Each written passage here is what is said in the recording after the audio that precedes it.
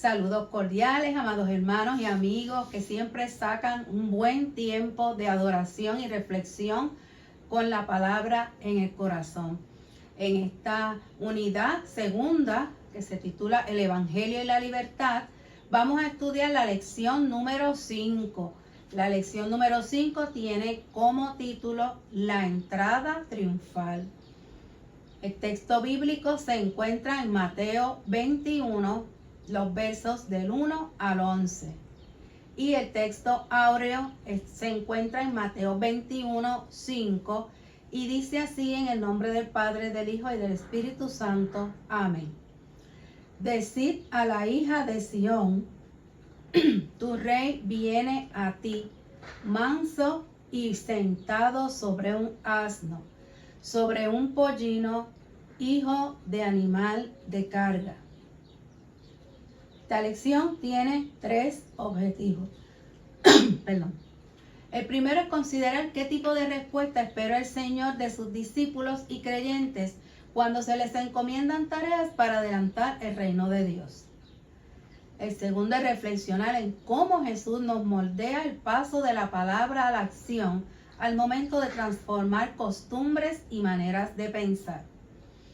Y el tercero es descubrir desde el texto bíblico cómo Jesús nos invita a mantener la integridad de nuestras convicciones, aún en medio del aplauso fácil y la adulación.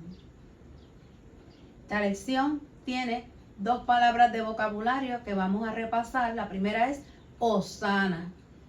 Hosana es una expresión hebrea que llegó a convertirse en una forma de alabanza y que tiene relación con algunos de los títulos mesiánicos. Empleada en el contexto de la cultura de Jesús, podía interpretarse como salva ahora, una expresión que de alguna forma afirmaba la expectativa por el Mesías. Y la segunda es la frase hijo de David. Es una de las designaciones o títulos más presentes en la cultura y religiosidad de los judíos y que forma parte de una larga expectativa por la manifestación del Mesías. Con relación a Jesús, la gente, según este título, lo vio como la manifestación de ese Mesías de Dios, cuya función sería la restauración política del reino de David. Y pasamos a la Biblia en Mateo 21, del 1 en adelante, dice así: Cuando ya estaban cerca de Jerusalén y habían llegado a Betfagé, al monte de los olivos, Jesús envió a 2 de sus discípulos, diciéndoles: vayan a la aldea que está enfrente. Allí encontrarán una burra atada y un burrito con ella. Desátenla y tráiganmelos. Y si alguien les dice algo, díganle que el Señor los necesita y que enseguida los devolverá. Esto sucedió para que se cumpliera lo que dijo el profeta cuando escribió: digan a la ciudad de Sión, mira, tu rey viene a ti, humilde, montado en un burro, en un burrito, cría de una bestia de carga. Los discípulos fueron e hicieron lo que Jesús le había mandado. Llevaron la burra y su cría, echaron sus capas encima de ellos y Jesús montó. Había mucha gente. Unos tendían sus capas por el camino y otros tendían ramas que cortaban de los árboles. Y tanto los que iban delante como los que iban detrás gritaban: Hosana al Hijo del Rey David. Bendito el que viene en el nombre de Jesús. Hosana en las alturas. Cuando Jesús entró en Jerusalén, toda la ciudad se alborotó. Y muchos preguntaban: ¿quién es este? Y la gente contestaba: es el profeta Jesús, el de Nazaret de Galilea. Hasta aquí la lectura bíblica. En esta lección vamos a considerar elementos del carácter de la persona del ministerio de Jesús, así como la manera en que sus discípulos respondían a las encomiendas que surgían de su liderato y evaluar nuestras propias actitudes sobre la manera en que respondemos a los reclamos inherentes al Evangelio del Reino de Dios. Vamos a identificar y destacar aquellas personas que han modelado un nivel de obediencia y compromiso que demuestran su fidelidad a una causa mayor. Jesús, en su entrada a la ciudad, nos sugiere una agenda intencional de desafiar estructuras de pensamiento, de costumbres y dogmas religiosos que habían desvirtuado la fe del pueblo de Israel. Hasta aquí la introducción. Ahora pasamos con el hermano Richard López para el análisis de la lección, el resumen y la oración de despedida. Dios les continúe bendiciendo. Hermanos, que la paz y la gracia de nuestro Señor Jesucristo nos acompañe todos los días de nuestra vida y que sea esta siempre una experiencia con nuestro Señor, una experiencia educativa donde podemos discutir la palabra del Señor con la palabra en el corazón. Hoy estamos viendo la lección número 5, ya así lo ha indicado mi esposa Sandra, y es interesante porque hoy vamos a estar viendo la lección referente a la entrada triunfal de Cristo a Jerusalén en esa Semana Santa que ya estamos próximos a discutir y celebrar. Pero esta lección nos lanza un reto a cada uno de nosotros, y es que Jesús, en esa entrada a la ciudad, como muy bien ya dijo Sandra en la introducción, nos desafía a cada uno de nosotros a retar en nuestros pensamientos, esas estructuras de pensamiento, esas costumbres que nosotros tenemos, esos dogmas religiosos que hemos desarrollado a través del tiempo y que, como desvirtuaron la fe de Israel, hoy desvirtúan nuestra fe. Y desde ese hecho, desde esa perspectiva, desde ese punto de vista, nosotros tenemos y podemos hacer un esfuerzo por actualizar nuestro entendimiento de cómo todavía hoy nosotros estamos desafiados a actuar desde nuestra fe, desde nuestra cosmovisión, tal y como hemos sido enseñados a través de nuestros ancianos, a provocar transformaciones, a que nuestra fe provoque diversas transformaciones en el ámbito de lo personal y de lo colectivo, en nuestras congregaciones y en nuestras comunidades. Así que de esa misma manera, la actitud que Jesús revela en este texto bíblico nos desafía a cada uno de nosotros a considerar cómo traducimos en acciones concretas, sobre todo, nuestros pensamientos y nuestras palabras, porque a veces nosotros hablamos mucho, expresamos muchas cosas, decimos que la iglesia está llamada a hacer determinadas cosas, que la acción social debe ir dirigida de esta forma o de esta otra forma. Sin embargo, no nos movemos a realizar esa tarea que sea equivalente o congruente con lo que estamos diciendo o expresando, o la palabra del Señor nos está enseñando a cada uno de nosotros. Así que es importante que nosotros pongamos en acción lo que predicamos, que pongamos en acción lo que estamos enseñando. Así nosotros vemos a Jesús en este texto bíblico de Mateo, de la entrada triunfal. O sea, Jesús, de manera intencional, no crean que Jesús no era un planificador. Jesús era un líder completo, un líder en todo el sentido de la palabra. No solamente era un buen maestro, era un buen líder que sabía preparar el camino, preparar el ambiente y hacer todo de antemano. O sea, Jesús preparó esta entrada y la reservó de manera que pudiera marcar un momento histórico en la que él proclamaría o se proclamaría a sí mismo como el verdadero Mesías de Israel en medio de la celebración de la Pascua. Y es importante porque según las estadísticas y las personas eruditas en este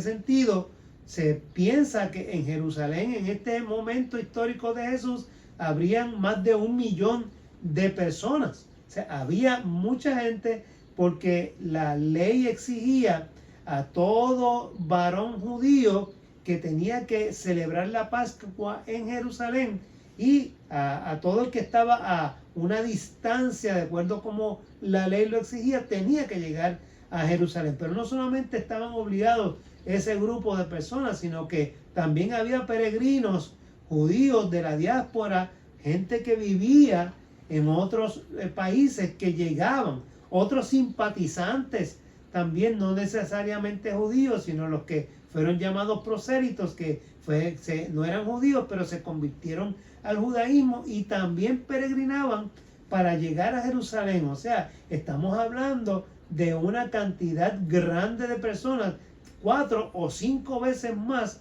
de lo que normalmente había en Jerusalén. O sea que el impacto de lo que Jesús hizo fue realmente grande, porque estaba impactando prácticamente a todas las naciones conocidas, las ciudades de este imperio romano, que era el que dominaba en este momento, en tiempo de Jesús. Así que fue bien planificado de parte del Señor. También planificó de manera detallada el hecho de cómo lo iba a hacer. Y estamos nosotros convencidos de que él ya había hablado con los dueños de los animales que utiliza para entrar y montar a Jerusalén. Y algo importante, los animales nunca han sido montados, dice la Escritura. Señal de que lo que se ofrece para el Señor es lo primero, lo mejor, y ese animal no podía haber sido utilizado anteriormente por ninguna persona, porque así lo exigía en términos de la presentación de los sacrificios la ley. O sea, siempre se presentaban lo primero, las primicias, un cordero sin mancha, sin defecto. O sea, lo mejor era lo que se presentaba para el Señor. Y por otro lado, es una señal de santidad. O sea, de esta manera, todo esto que vemos alrededor del simbolismo, que vemos alrededor de las actuaciones de Jesús, son planificadas con detenimiento. Lo que implica eso, hermanos, para nosotros, es que nosotros tenemos que planificar también. Las cosas no se hacen a lo loco, no se tiran ahí a ver cómo salen. O sea, si Jesús, el Hijo de Dios, que tenía el poder para transformar cualquier cosa a su voluntad, planificó y hizo las cosas de manera que pudiera impactar de manera profunda y significativa la vida de aquellos que lo iban a ver en este acto. Pues miren, de igual manera nosotros tenemos que planificar y desarrollar estrategias que puedan llegar a impactar las vidas que todavía no conocen al Señor. No hay nada malo ni hay ningún pecado en la planificación. Lo importante es la ejecución. Que nosotros podemos planificar, no hagamos las cosas improvisadamente, pero que una vez lo hagamos, planifiquemos, nos sentemos, lo escribamos, pero lo hagamos también. Aquí vemos a Jesús en sus dos facetas: planifica y actúa al mismo tiempo. Él hace toda una serie de preparativos y luego los ejecuta. Y aquí está lo importante y lo que nos enseña sobre todo este pasaje. Así que a partir de ese momento, entonces nosotros vemos cómo Jesús se presenta a sí mismo como el Mesías. Lo hace en medio de la celebración de la Pascua ante una multitud de personas que ya hemos descrito. Así que a partir de ese momento, nosotros estamos viendo a Jesús actuando, y sus acciones van a ser siempre, por un lado, una afirmación de su carácter mesiánico, de que es el Hijo de Dios enviado para cumplir un propósito del Padre. Y por otro lado vamos a ver también cómo se va aumentando, se va fermentando esa confrontación con las autoridades religiosas judías y los círculos de poder romanos. Así que vamos a ver a Jesús entonces en esas dos facetas, llegando al pueblo, yo soy el Mesías, aquí se cumple la Escritura, haciendo todo de manera que se cumpla lo que en el Antiguo Testamento se hablaba de él, y por otro lado vemos a las autoridades religiosas confrontándolo, buscando la manera en cómo agarrarlo para poder acusarle. Eso es lo que vamos a ver durante toda la semana que llamamos la Semana Santa. Así que en este acto de entrar a Jerusalén de la manera en que Jesús entró, nosotros entonces identificamos a Jesús en un acto profético simbólico, así como Jeremías utilizó simbolismos, así como Ezequiel utilizó simbolismos, y otros grandes profetas del Antiguo Testamento utilizaban elementos, utilizaban actos simbólicos para llevar un mensaje. Jesús está a través de este acto de entrar en Jerusalén montado en un pollino, lleva un mensaje muy especial para aquellos que pudieran entenderlo, aquellos que pudieran captarlo. Y él se está diciendo, mira, soy el verdadero Mesías, pero el Mesías esperado, pero no ese Mesías tan esperado que iba a llegar como un triunfante conquistador militar, que iba a levantar de nuevo el reinado de David, no, sino que estamos viéndolo, que ese Mesías entra con unos atributos totalmente diferentes a los que el pueblo esperaba. Entonces, las instrucciones que nosotros vemos en Jesús, le da a sus discípulos, va abriendo ese camino, ese mensaje de que la intención de Jesús no es ser un conquistador, sino por el contrario, ser el Mesías que llegue a los corazones del pueblo y puedan reencontrarse con el Padre. Así que es una manifestación del amor de Dios en Cristo a través de reconciliar nuestro espíritu con Dios, y no necesariamente un rey político como ellos tal vez tenían en su mente. Así que Jesús le habla a sus discípulos y toma los animales prestados. Como hemos dicho, eso implica que ya todo estaba arreglado, y se lanza entonces a entrar a Jerusalén. Mateo es curioso porque Mateo utiliza en la palabra Kyrios para designar a Jesús, y esa palabra es la que en todo el Nuevo Testamento se le da a Jesús para hablar del Cristo resucitado.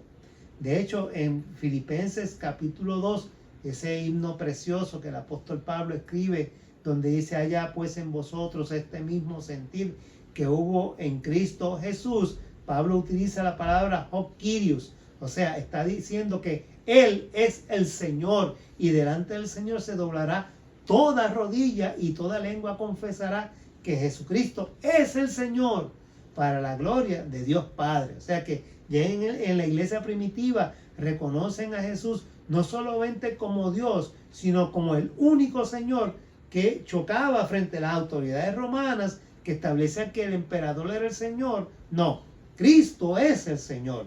Y Pablo, Pedro, tanto como Pablo, y Mateo y otros muchos utilizan este título para enfatizar el hecho de que Jesús es el único y exclusivo Señor. Y ya desde Mateo nosotros vemos cómo la iglesia primitiva le está dando este título a Jesús.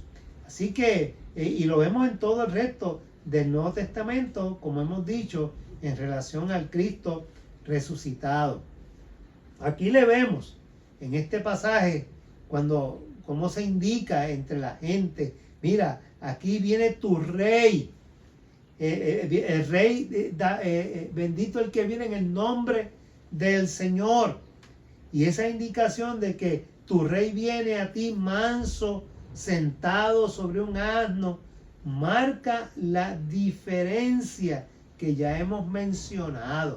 O sea, no viene como un reconocido militar, sino como alguien marcado con la mansedumbre, con la paz de un siervo, de alguien que viene a servir, y viene a servir y lo hace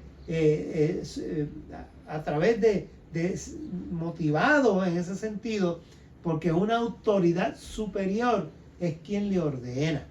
Así que Jesús, el Hijo del Padre, se hace siervo para entre nosotros darnos a cada uno la oportunidad de recibir la salvación. Así que, como hemos dicho, en esta lección está se puntualiza el que había una gran multitud. De hecho, como hemos dicho, algunos comentaristas hablan de más de 1 millón de personas. Algunos piensan que hasta 10 veces más de lo que había en Jerusalén normalmente. Así que vemos a todo este grupo de personas impactadas por la presencia de Jesús, que empiezan a expresar y a gritar Hosana, Hosana. Todos estamos, como ya Sandra definió en el vocabulario, posiblemente la expresión, lo que significaba en la boca de aquellos que lo gritaban era: sálvanos ahora, por favor interven ahora, que Dios haga algo ahora. O sea, es lo que gritaban la gente, lo que salía de sus almas. O sea, un sector de la multitud, de verdad, cuando vieron esta expresión, gritaban esto con el deseo real y sincero, genuino, de que Dios interviniera de manera dramática en la historia, en medio de la ciudad de Jerusalén, en medio del pueblo judío. Pero muchos otros que estaban allí vieron revolú, diciéndolo en palabras puertorriqueñas, vieron la conmoción, vieron la algarabía. Y como dice la Escritura, comenzaron a preguntar: bueno, ¿y este quién es? Que este revolú que hay aquí, esta algarabía, esta gritería, ¿de qué se trata esto? O sea, muchos comenzaron a preguntar. Se le contesta: mira, es Jesús el profeta. En la mente de la gente judía en Jerusalén, veían a Jesús con distintas connotaciones. Muchos lo veían como un profeta, como Elías, que había resucitado, o como Juan, que también había resucitado. Otros lo veían. Miren, lo importante es que Jesús impactó la vida de todos aquellos que estaban allí presentes cuando Él entró de manera dramática a Jerusalén. Y los discípulos aprendieron muy bien la lección que Jesús les estaba enseñando. ¿Y qué nosotros aprendemos de toda esta lección? Esto que nosotros hemos estudiado tantas veces durante tantos años. Miren, lo primero que nosotros tenemos que entender es que las motivaciones de cada uno de nosotros para trabajar en la iglesia, para realizar tareas o encomiendas en la iglesia, miren, pueden ser variadas. Muchos de nosotros queremos trabajar en la iglesia por distintas razones y motivos. Muchas veces es mutuamente excluyente esas razones. Unas por una razón, otros por otra. Hay personas que les gusta ser reconocido por los demás, que a la gente diga: mira, él es el presidente, él es el tesorero, él es el diácono, él es no sé qué. Y les gusta el título, les gusta ostentar posiciones de poder para ser reconocidos por los demás. Esa es la realidad. Hay otros que realmente quieren servir y lo hacen de corazón desde cualquier, no importa la tarea que se les asigne. Miren, allí están dispuestos a trabajar porque sienten amor por la obra. Así que puede haber distintas motivaciones. En ocasiones se realizan tareas porque nosotros admiramos a la persona que es líder, a esa autoridad superior que nos está pidiendo que hagamos algo, y nosotros pues no encontramos cómo decirle que no, y lo hacemos. O sea, no tenemos opciones para evadir esa encomienda que se nos está dando de parte de alguien que nosotros admiramos y reconocemos como líder, y lo hacemos porque nos están mandando. Y eso es una realidad también. Hay otras que lo hacen porque entienden que pueden obtener beneficios de esa tarea que van a realizar. Y esos beneficios futuros o inmediatos que pueden recibir, pues los motiva a trabajar, a querer ser parte del trabajo de la iglesia. Y otros pues simplemente se sienten obligados a hacerlo de alguna forma y lo hacen, pero no lo hacen con ese deseo genuino de servir al Señor. Esa es la realidad que nosotros vemos en cada una de nuestras iglesias, en cada una de nuestras situaciones. Así que nosotros estamos viendo cómo la motivación distinta de cada persona puede llevarnos a cada uno de nosotros a responder ante el reclamo de trabajar en la iglesia de manera distinta, como hemos mencionado. Y eso pues es una realidad que nosotros hemos vivido y podemos compartir. De otra manera, si nosotros pensamos y partimos de la premisa de que responder a las encomiendas y las tareas que el Señor nos asigna implica que tiene que haber autenticidad y obediencia, entonces caemos en lo que la lección de hoy nos está enseñando. O sea, la lección de hoy nos enseña a cada uno de nosotros que los discípulos obedecieron al Señor auténticamente. O sea, ninguno le reclamó, pero ¿por qué tengo que hacer esto? Pero ¿cuál es la situación? O sea, ¿por qué tengo? O sea, yo no quiero, pero explícame por qué. Dame una razón. O sea, ninguno de ellos pidió explicación ni razón. Simplemente obedecieron la voz de su maestro y allí se lanzaron a realizar la labor que les había sido encomendada. O sea, las instrucciones recibidas por los discípulos estaban totalmente claras para ellos y fueron ejecutadas según lo ordenó el maestro. Y esa obediencia es capaz de rebasar todas las posibles objeciones y trabas, excusas que podían ellos presentar y que a veces nosotros también presentamos. Así que nosotros vemos en esas acciones de los discípulos, esas acciones estaban confirmando, más allá de lo que parecía evidente, lo que era la obediencia de parte de los discípulos hacia el Señor. De parte de Jesús, nosotros vemos cómo esa presentación, esa manera dramática y simbólica en la que Jesús entra a Jerusalén, cómo Jesús se presenta o presenta su verdadera identidad. O sea, nosotros estamos viendo a Jesús cómo se presenta como hijo de Dios en una agenda que estaba destinada a redimirnos a cada uno de nosotros.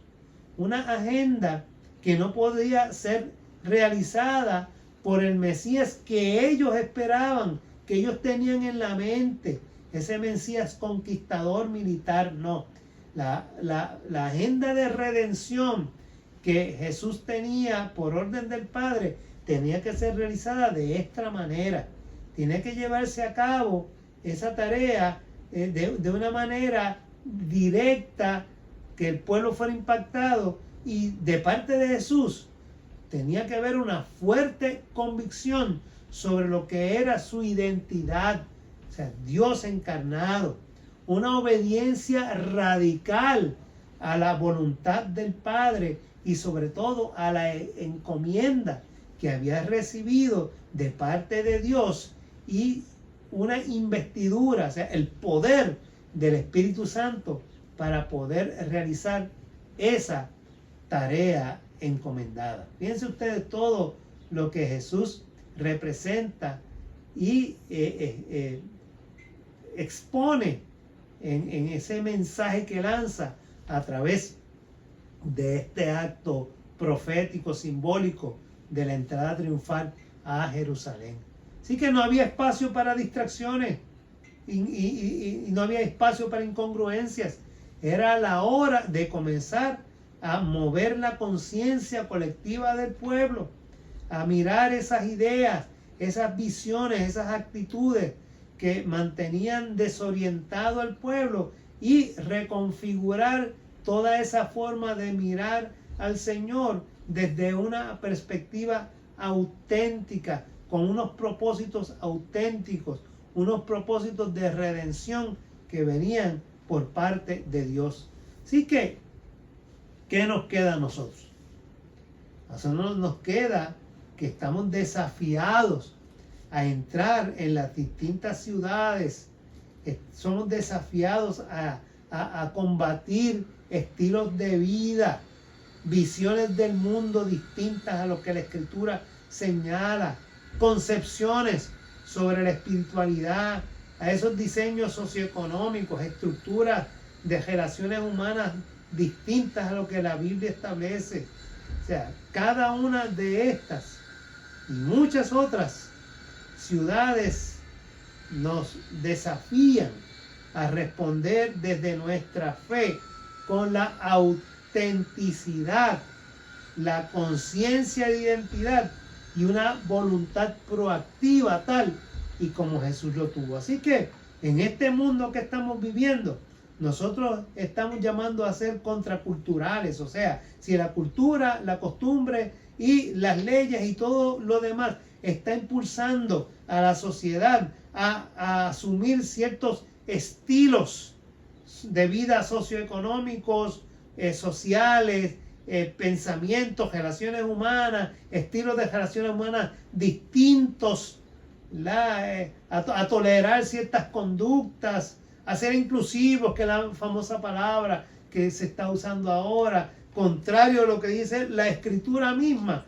Pues entonces nosotros tenemos que, como Jesús, ser capaces de ser motivados a entrar de manera dramática en medio de esta sociedad y presentarnos con un mensaje claro e inequívoco de qué es lo que establece la palabra de Dios. Y eso nos va a traer grandes problemas, como los tuvo Jesús. Desde el inicio al entrar en Jerusalén tuvo problemas. ¿Quién es este? Para unos profetas, para otros un alborotador que había que destruir. Así que nosotros, una vez nos lancemos en medio de esta sociedad a luchar en contra de lo que entendemos es errado, convencidos y que nuestras convicciones y nuestra fe nos lleven hacia allá, vamos a tener los mismos encontronazos y vamos a tener las mismas dificultades. Pero ese es el desafío que nos lanza esta lección de hoy y el acto profético y simbólico que Jesús efectuó cuando entró triunfalmente a Jerusalén. Que así nos ayude Dios. Esta lección podríamos resumirla y la resumimos de la siguiente manera. Las instrucciones recibidas por los discípulos, aunque podían tener elementos que no estaban totalmente claros para ellos, fueron ejecutadas según lo ordenado por el Maestro.